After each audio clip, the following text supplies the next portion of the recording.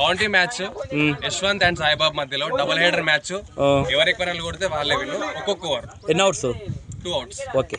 ముందుగా సాయిబాబు బ్యాటింగ్, యశ్వంత్ వచ్చేసి బౌలింగ్. మొదటి బంతు యశ్వంత్ విసిరాడు, సాయిబాబు భారీ సిక్స్ సాధించాడు. సాయిబాబు మొదటి బంతినే లెగ్ సైడ్ దిశగా తరలించడం జరిగింది 6 లోకి. సో సాయిబాబు ఖాతాలో 6 పరుగులు. యశ్వంత్ రెండవ బంతి క్లీన్ బౌల్డ్ అయితే చేయడం జరిగింది సాయిబాబుని. ఇక మూడో బంతి వచ్చేసి భారీ షాట్ ఆడాడు సాయిబాబు. బట్ అక్కడ వచ్చేసి ఫీల్డర్ ఉండడంతో కేవలం 1 పరుగు మాత్రమే లభించే అవకాశం అయితే సాయిబాబుకు ఉంది. సాయిబాబు ఖాతాలో 7 పరుగులు. ఇక మూడవ బంతిని సాయిబాబు ఏం చేస్తాడో చూద్దాం. అద్భుతమైన షాట్ అయితే సాయిబాబు ఆడాడు. బట్ అది వైడ్ గా ఎంపైర్ దాన్ని ప్రకటించడం జరిగింది. సాయిబాబు చాలా అద్భుతంగా అయితే బ్యాటింగ్ ఆడుతున్నాడు. ఇక మరొక బంతి సాయిబాబు భారీ షాట్ కి అయితే ప్రయత్నించాడు. సో అది బౌండరీ లైన్ అయితే దాటిపోయింది. ఇప్పటికే ఒక 6 ఒక 4 తో అలాగే ఒక వైడ్. సాయిబాబు మంచి ఊపు మీద అయితే ఉన్నాడని చెప్పవచ్చు.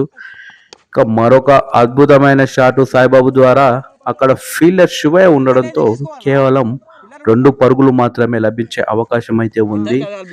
సో మొత్తానికి సాయిబాబు బౌలింగ్ లో రాణిస్తుంటాడు ఇప్పుడు బ్యాటింగ్ లో ఇంకా అద్భుతంగా అయితే రాణిస్తున్నాడు. మరొక అద్భుతమైన షాట్ సాయిబాబు ద్వారా మళ్ళీ అక్కడ ఫీల్డర్ శివయ్య ఉండడంతో 2 పరుగులు అయితే లభించాయి. సాయిబాబు 14 రన్లు అయితే సాధించడం జరిగింది 6 బంతులు. ఇక యశ్వంత్ 15 పరుగులు చేస్తే సాయిబాబు విజయం సాధిస్తారు. 14 రన్స్ కి తక్కువ చేస్తే సాయిబాబు విజయం సాధిస్తాడు. సో చూద్దాం మరి ఏం చేస్తారు. సో మొదటి బంతి సాయిబాబు అయితే విసిరాడు. సో భారీ షాట్ కు ప్రయత్నించాడు. బట్ అక్కడ ఫీల్డర్ ఉండడంతో కేవలం 1 పరుగు మాత్రమే లభించింది. సాయిబాబు మొదటి బంతిని 6 గా తరలించడం తనకు ప్లస్ పాయింట్ అయితే అయిందని చెప్పవచ్చు.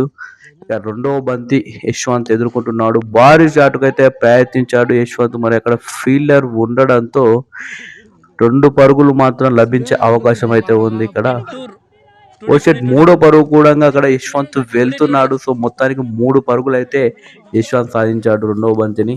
ఇక మూడవ బంతి సాయిబాబు అయితే విసురుతున్నాడు. భారీ షాట్కు ప్రయత్నించాడు. బట్ అక్కడ ఎలాంటి రన్స్ అయితే లభించలేదు. సాయిబాబు మరో బంతి విసురుతున్నాడు. భారీ షాట్ ప్రయత్నించాడు. యశ్వంత్ 6 వెళ్తుందా లేదా? సో సారీ అక్కడ రన్స్ అయితే లేకపోవడంతో ఇలాంటి రన్స్ అయితే లభించలేదు.